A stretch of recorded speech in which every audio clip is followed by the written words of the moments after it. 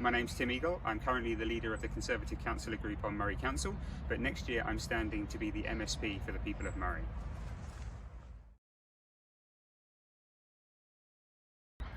So currently I run a small holding or a small farm in Drybridge. We keep sheep. There's a crossbreeds of sheep that we keep. We lamb every year and sell those. We have a small bit of arable as well down near Buckie. We have land, a little bit of land spread throughout Murray. Not a lot, only about 70 acres, so we're a very small farm. But most of my time is actually spent with my family. I've got 3 young children. My wife works as a local GP in Buckie, so I spend a lot of my time when I'm not working at the council just making sure I'm looking after them and taking them to all their activities and such.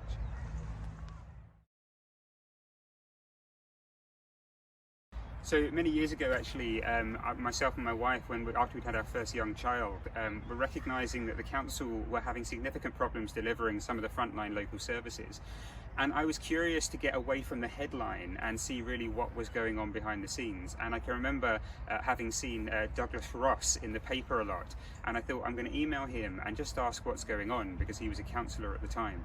And that's exactly what I did. And I ended up having quite a long conversation with Douglas about some of the issues the council were facing with underfunding because of the Scottish Government. And really thinking, you know, I want to be involved in that. I want to stand up and represent my community. And at the time I was a community councillor anyway, and I was working as a director for a local charity, so I was established in the community a wee bit anyway, and I thought, I wonder if I can take that next role forward. And I was pleased in 2017 to stand for the Conservatives and be elected to serve the people of Buckie, which has been just a real honour and a pleasure for me.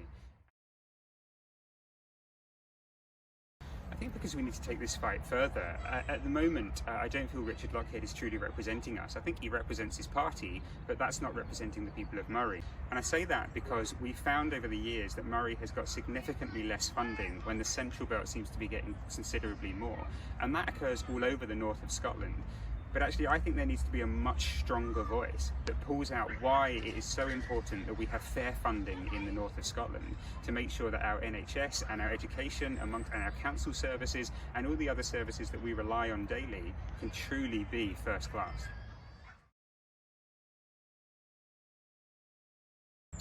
It's a good question. I think education does, and I say education because education is our future. It's not just about how we teach our children, but what skills we give them and outcomes we can deliver for them through schooling that allows them to push forward into the vast array of different fields that they can go into after school.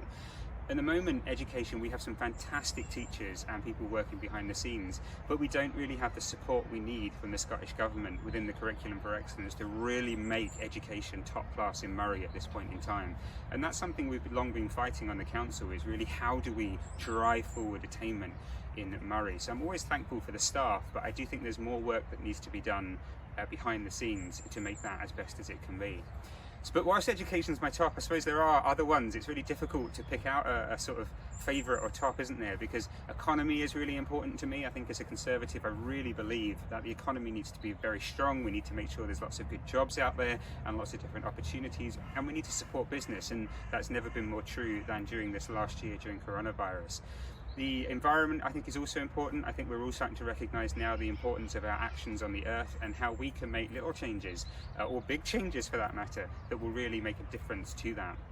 And the last one, of course, is health, I think. I couldn't talk about policy without talking about health. Certainly here, we've had significant problems with Dr. Gray's Hospital and it being underfunded, it being understaffed, and not really feeling that it's given its fair place in the health services across Grampian. And I will certainly be fighting very hard to ensure that everyone is very clear that we want Dr. Gray's here to stay for the long term. Oh, if I could change one thing, I think that would have to be how we can attract more people to come and live and work in Murray, and how we can actually keep a lot of our young people from leaving Murray. Sadly, a number of our young people do go and work elsewhere, which is a shame because we have a lot of different opportunities here in Murray.